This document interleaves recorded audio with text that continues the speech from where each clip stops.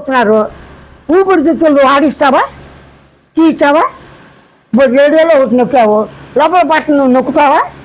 మరి పాటలు ఎలా పనిచేస్తున్నాయి? నిద్రలో గాలి పీల్చున్నావు, ఈ గాలితో బతుకుతున్నావా? లోపల గాలి లేదా? ఉందిగా. అంటే లోపల పాటలు ఎలా పనిచేస్తున్నాయి? వాటికి అవి ఎలాగా? చైతన్యంతో. చైతన్యంతో ఒక శక్తి, చైతన్యంతో అనుభూతి, చైతన్యం అంటే మనకి ఏం చేస్తారు? అమ్మవారిగా పోల్చారు. ఇచ్ఛాశక్తి, క్రియాశక్తి, జ్ఞానశక్తి, ఆశక్తి, పరాశక్తి. ఇచ్చా అంటే కోరిక, ప్రతిసారి కోరికలు ఉంటేగా. నాకు మంచి చీరలు కావాలి, నగలు కావాలి, పిల్లలు కావాలి అనుకోవటం వేరు. నా ప్రకారంగా నడవాలి, వాళ్ళు నడవరు. నీ ప్రకారంగా నీ మనసు నడుస్తుందా? నీ ప్రకారంగా భార్య పనులు వింటారా? నీ ప్రకారంగా సూర్యోదయం అవుతుందా? సూర్యుని చూడటానికి సాధన చేయాలా? ఏమమ్మా, సూర్యుడిని చూడటానికి సాధన చేయాలా? ఏదో ప్రతి తపస్సు చేయాలా? గాలితో స్పర్శకి తపస్సు చేయాలా?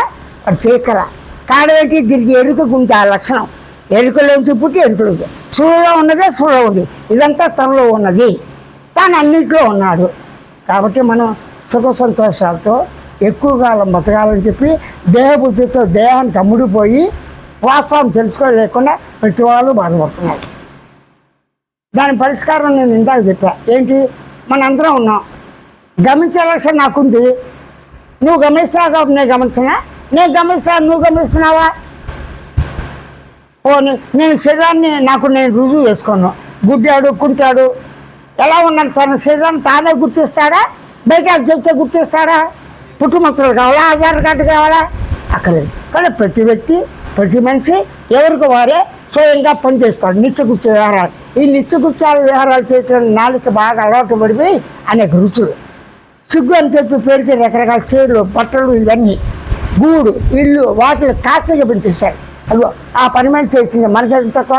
ప్రతి ఇంట్లో చూసుకో బ్రహ్మాండంగా ఉంటుంది. ఇప్పుడు వాడు ఏ పని చేస్తున్నాడో కాదు, అంటే అది బాగా ఉండాలని చూస్తాడో తప్ప మనసు క్లీనింగ్ అవుతుందా? మంచి ఆలోచనతో ఉంటే రావు. మనసు లొంగదు, మనసు శుద్ధి కాదు. ఏం చేయాలి? అప్పుడు నువ్వు ఎలా ఉన్నావో అలాగే ఉండు. అంటే గమనించే ఎరుకుతూ ఉంటే ఆటోమేటిక్గా నీకు సైలెన్స్ వచ్చి నీ స్వరూపాన్ని తెలుసుకొని సుఖంగా ఆనందంగా ఈ శరీరం ఇంతవరకు ఉంటావు. శరీరం పోయినా లేకపోయినా ఎరుకుంది. ఆ ఎరుకే ఆత్మ, అదే పరమాత్మ, అదే బ్రహ్మం. కాబట్టి మిత్రులారా, మానవులారా, జన్మ మానవతుడు, అరే మానవ జన్మ ఎచ్చట ఉత్కృష్టం. అంటే మానవుడికి ఒక్కడికే నేను ఎవడు, ఈ శరీరం ఎలా పుట్టింది, చచ్చిన తర్వాత ఏం జరుగుతుంది, చచ్చిన తర్వాత ఏలోకి వెళ్తాను, చాకొంపు నేను ఉన్నానా లేదా, చచ్చిన వాడు వెళ్ళి వచ్చి చెబుతాడా? ఆ ఒక్క ఆలోచన ఒక మానవుడికే ఉంది, ఇంకెవరికి లేదు. కానీ మానవుడికి జిజ్ఞాస ఏముంది? ఇదంతా తెలుసుకోవాలి.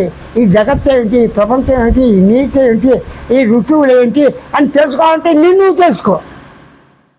నీకు గమనించి గుర్తించి తెలుసుకునే లక్షణం లేకుండా ఏం చేయలేదా? ఊరకు అలాగే ఉండ. ఆటోమేటిక్గా మీకు అన్ని రకాలైతే రిలీఫ్ ఇచ్చి ఈ స్వామి యొక్క ఆశీస్సులతో మీ నమ్మిన భక్తి, కర్మ, యోగము, జ్ఞానము, ప్రకృతి, కమ్యూనిస్ట్ పార్టీ ఈ పార్టీ లేదు. మానవుడిగా ప్రేమించాలి. తుఫాను వచ్చేసింది, ఆకలి వేస్తుంది, చెట్ల నుంచి పైనుంచి పాలు పడుతున్నాయి ప్యాకెట్లు, జాతీయ మత కులాలు చూస్తావా? చూడండి. అంటే ఏంటి? మానవుడు దేవుడు ఉన్నాడు లేడు అనకపోయినా మానవ జన్మ ఇష్టపడతాడు.